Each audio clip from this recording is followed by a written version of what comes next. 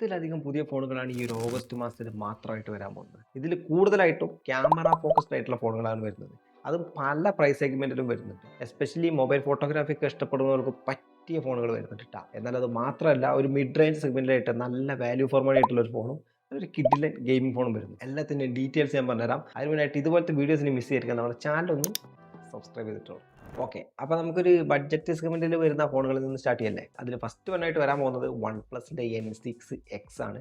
LCD display, media ടെക്കിൻ്റെ chipset, 50 mega പിക്സലിൻ്റെ camera setup, പിന്നെ 8000 mAh ബാറ്ററിയും കാര്യങ്ങളൊക്കെ വെച്ചിട്ടായിരിക്കും ഈ ഒരു ഫോൺ വരുന്നത് കേട്ടോ. പിന്നെ ലാസ്റ്റ് ആയിട്ട് ഇറങ്ങിയിട്ടുള്ള വൺ പ്ലസിൻ്റെ N6 ഉണ്ടല്ലോ, അത് അത്രയ്ക്കും അങ്ങോട്ട് ഒരു ബെറ്റർ ഫോണായിട്ട് എനിക്ക് തോന്നിയിട്ടില്ല. കാരണം അതിൻ്റെ ബേസ് വേരിയൻ്റ് ഒക്കെ 4GB റാമിലാണ് തുടങ്ങുന്നത്.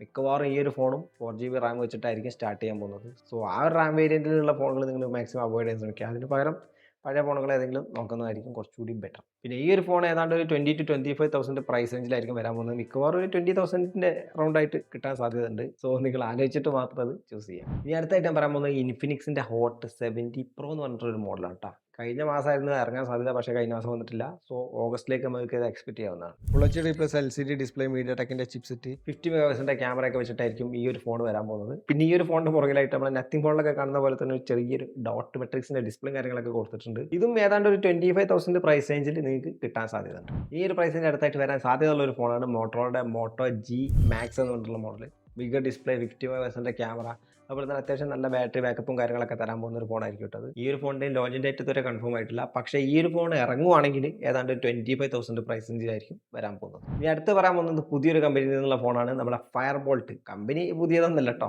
നിങ്ങൾക്ക് പലർക്കും അറിയാവുന്ന കമ്പനി തന്നെയാണ്. സ്മാർട്ട് വാച്ചും കാര്യങ്ങളൊക്കെ ഇറക്കുന്ന ഒരു കമ്പനിയാണ് ഫയർ ബോൾട്ട്. അവരുടെ ഒരു ഫസ്റ്റ് ഫോൺ ഇറക്കാൻ പോകുകയാണ് കേട്ടോ. ബോൾട്ട് 4G എന്ന് പറഞ്ഞിട്ടുള്ള ഫോണാണ് ഫസ്റ്റ് ഓഫ് ഓൾ ഇറക്കാൻ പോകുന്നത്. ഇതിൻ്റെ ഒരു 5G വെർഷൻ വേറെ വരുന്നതാണ്. പക്ഷേ ഫസ്റ്റ് ഇറങ്ങാൻ പോകുന്നത് ഈ ഒരു 4G വെർഷൻ ആയിരിക്കും. 6.7 ഇഞ്ചിൻ്റെ LCD ഡിസ്പ്ലേ, യൂണിസോക്കിൻ്റെ ചിപ്സെറ്റ്, 50 മെഗാപിക്സലിൻ്റെ ക്യാമറ, പിന്നെ 6000 mAh battery, 45 what fast charging ഒക്കെ ആയിട്ടായിരിക്കും ഈ ഒരു ഫോൺ വരാൻ പോകുന്നത്. ഇതിൻ്റെയും പ്രൈസ് റേഞ്ച് ഏതാണ്ട് ഒരു 20,000 to 25,000 പ്രൈസ് റേഞ്ചിലായിരിക്കും വരാൻ പോകുന്നത്. ഇനി അടുത്തായിട്ട് നമുക്ക് ഒരു മിഡ് റേഞ്ച് സെഗ്മെന്റിൽ വരാൻ പോകുന്ന ഫോണുകൾ നോക്കാം. ഒരു 30,000 to 35,000. അത് പോരല്ലേ, ഇപ്പോഴൊക്കെ മിഡ് റേഞ്ച് എന്ന് പറയുമ്പോൾ എന്നിട്ട് ഒരു 30,000 to 40,000 വരെ നമ്മൾ എക്സ്പെക്ട് ചെയ്യേണ്ടി വരും. സോ ആ ഒരു പ്രൈസ് റേഞ്ച് ഇറങ്ങാൻ പോകുന്ന കുറച്ച് ഫോണുകൾ ഞാൻ പറഞ്ഞുതരാം. അതിൽ ഫസ്റ്റ് വണ്ണാണ് റെഡ്മിയുടെ നോട്ട് 70 എന്ന് പറഞ്ഞ മോഡൽ, അല്ലെങ്കിൽ പോക്കോയുടെ M8 പ്ലസ്. അതിൻ്റെ ഒരു റീബ്രാൻഡിങ് ആയിരിക്കും പോക്കോയുടെ വരാൻ പോകുന്നത്. സോ ഇതിൻ്റെ സ്പെസിഫിക്കേഷൻ നോക്കുകയാണെങ്കിൽ 1.5K റെസൊല്യൂഷനുള്ള ഒരു AMOLED ഡിസ്പ്ലേ, സ്നാപ്ഡ്രാഗൻ്റെ 4 Gen 4 ചിപ്സെറ്റ്, 50 മെഗാ പിക്സലിൻ്റെ ക്യാമറ, പിന്നെ 9000 mAh ബാറ്ററി, 45 വാട്ടിൻ്റെ ഫാസ്റ്റ് ചാർജിങ് കാര്യങ്ങളൊക്കെ ആയിട്ടായിരിക്കും ഈ ഒരു ഫോൺ വരാൻ പോകുന്നത് കേട്ടോ. പിന്നെ ഈ ഒരു ഫോണിൻ്റെ ലോഞ്ച് ഏതാണ്ട് ആഗസ്റ്റ് ഫസ്റ്റ് വീക്കിൽ തന്നെ ഉണ്ടാവുന്നതാണ് കേൾക്കുന്നത്. വരുവാണെങ്കിൽ ഏതാണ്ട് ഒരു 28,000 to 35,000 പ്രൈസ് റേഞ്ച് ആയിരിക്കും വരാൻ പോകുന്നത്. പക്ഷേ ഇപ്പോഴത്തെ ഒരു സാഹചര്യത്തിൽ പ്രൈസ് പ്രെഡിക്റ്റ് ചെയ്യുന്ന പറഞ്ഞാൽ കുറച്ച് കടന്ന കൈയായി പോകും. കാരണം പല ഫോണുകളുടെയും പ്രൈസ് നമ്മൾ എക്സ്പെക്ട് ചെയ്യുന്നതിൻ്റെ അപ്പുറത്താണ് വരുന്നത്. സോ ഏതാണ്ട് ഈ ഒരു പ്രൈസ് റേഞ്ച് കിട്ടുന്നത് തന്നെ നമുക്ക് എക്സ്പെക്ട് ചെയ്യും. ഓക്കെ, അടുത്തായിട്ട് ഞാൻ പറയാൻ പോകുന്നത് നല്ലൊരു വാല്യൂ ഫോർ മണി ആയിട്ടുള്ള ഫോണാണ് കേട്ടോ. ഓപ്പോയുടെ K സീരീസ് ആണ്. ഓപ്പോയുടെ K15 ആണ് വരാൻ പോകുന്നത്. 6.59 ഇഞ്ചിൻ്റെ 1.5K AMOLED display, media tech Dimensity 7360 super chipset, പിന്നെ 50 മെഗാ പിക്സലിൻ്റെ ക്യാമറ, പിന്നെ 8000 mAh ബാറ്ററി, 80 വാട്ടിൻ്റെ ഫാസ്റ്റ് ചാർജിംഗ് ഒക്കെ ആയിട്ടായിരിക്കും ഈ ഒരു ഫോൺ വരാൻ പോകുന്നത് കേട്ടോ. ഓപ്പോയുടെ K സീരീസുള്ള ഫോണുകൾ അത്യാവശ്യം നല്ല വാല്യൂ ഫോർ മണി ആയിട്ടുള്ള ഫോണുകളാണ്. ഇതിൻ്റെ മുന്നേ ഇറങ്ങിയിട്ടുള്ള ഓപ്പോയുടെ K30 എന്ന് പറഞ്ഞ ഫോൺ നമ്മൾ ഓൾറെഡി അൺബോക്സിംഗ് റിവ്യൂ ഒക്കെ ചെയ്തിട്ടുള്ളതാണ്. അതൊക്കെ നിങ്ങൾക്ക് ഓഫർ ടൈമിൽ അത്യാവശ്യം വില കുറഞ്ഞ് കിട്ടുവാണെങ്കിൽ ധൈര്യമായിട്ട് എടുത്തോളൂ, നല്ല ഫോണാണ്. ഈ ഒരു ഫോണിൻ്റെ പ്രൈസിങ് നമ്മൾ എക്സ്പെക്ട് ചെയ്യുന്ന ഒരു 25,000 to 30,000 ഓക്കെ, ഇനി അടുത്തായിട്ട് ഞാൻ പറയാൻ പോകുന്നത് വിവോയിൽ നിന്നുള്ളൊരു ക്യാമറ സെൻട്രിക് ഫോണാണ് കേട്ടോ. സാധാരണ ഒരു 35,000 to 40,000 പ്രൈസ് റേഞ്ചിൽ വന്നുകൊണ്ടിരുന്ന ഫോണാണ്.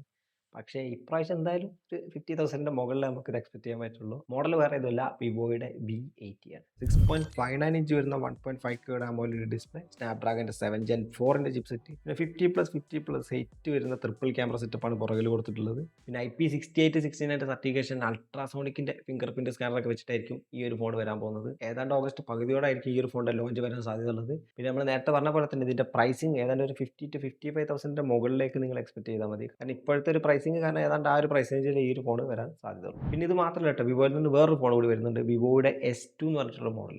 ഏതാണ്ട് ഒരു 4-5 വർഷം മുമ്പേ അവർ ഡിസ്കണ്ടിന്യൂ ചെയ്തിട്ടുള്ള ഒരു മോഡലാണിത്. പക്ഷേ 2026 വീണ്ടും അവർ ആ ഒരു സീരീസ് സ്റ്റാർട്ട് ചെയ്യാൻ പോവാണ്. അപ്പോൾ അതിൻ്റെ സ്പെസിഫിക്കേഷൻ നോക്കുകയാണെങ്കിൽ 6.59 ഇഞ്ച് വരുന്ന 1.5K 120Hz OLED ഡിസ്പ്ലേ ആയിരിക്കും കൊടുത്തിട്ടുള്ളത്. സ്നാപ്ഡ്രാഗൻ്റെ 8 Gen 5 ആണ് യൂസ് ചെയ്തിട്ടുള്ള ചിപ്സെറ്റ്. പിന്നെ 50+50+8 മെഗാപിക്സൽ ആയിരിക്കും റിയർ ക്യാമറ സെറ്റപ്പ് വരുന്നത്. പിന്നെ ഒരു 7000 mAh ബാറ്ററി, 80 വാട്ടിൻ്റെ ചാർജിംഗ് ഒക്കെ ആയിട്ടായിരിക്കും ഈ ഒരു ഫോൺ വരാൻ പോകുന്നത്. ഓക്കെ, ഇനി ഞാൻ പറയാൻ പോകുന്നത് പ്രീമിയം ഫ്ലാഗ്ഷിപ്പ് ലെവലിൽ വരാൻ പോകുന്ന ബെസ്റ്റ് ആയിട്ടുള്ള ഒരു ക്യാമറ ഫോണാണ്. പിക്സലിൻ്റെ 11 സീരീസാണ് വരാൻ പോകുന്നത്. ടോട്ടലി 4 ഫോണുകളാണ് വരുന്നത്. Pixel 11, 11 Pro, 11 Pro XL. ഇതുകൂടാതെ പിക്സലിൻ്റെ ഒരു ഫോൾഡ് ഫോൺ കൂടി വരുന്നുണ്ട് ട്ടാ. പിക്സൽ 11 പ്രോ ഫോൾഡ് എന്ന് പറഞ്ഞിട്ട്. ഇതിൻ്റെ സ്പെസിഫിക്കേഷൻ നോക്കുകയാണെങ്കിൽ 6.3 ഇഞ്ച് വരുന്ന ഒരു OLED ഡിസ്പ്ലേ, ഗൂഗിളിൻ്റെ ടെൻസർ G6 ആയിരിക്കും യൂസ് ചെയ്തിട്ടുള്ള ചിപ്സെറ്റ്. പിന്നെ 50+30+10 മെഗാപിക്സൽ ആയിരിക്കും റിയർ ക്യാമറ സെറ്റപ്പ് വരാൻ പോകുന്നത്.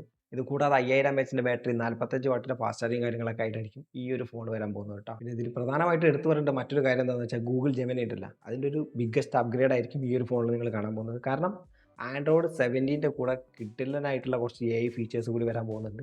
അത് ഈ ഒരു ഫോണിൽ നിങ്ങൾക്ക് കിട്ടുന്നതാണ്.